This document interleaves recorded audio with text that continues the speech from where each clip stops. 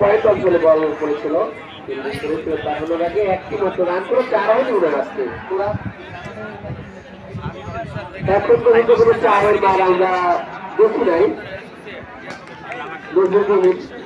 4টি ওভারে খেলা চলছে। আসছেন বোলার, এবার কিন্তু চেষ্টা করেছিলেন কিন্তু রান একটু বেশি পাবেন না।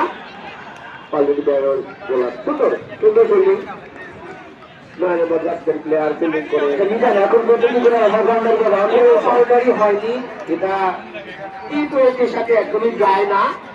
এরকম খেলা তালিভদ্রে ঘটে। 4টি ওভার চলছে, কোনো বাউন্ডারি নয়।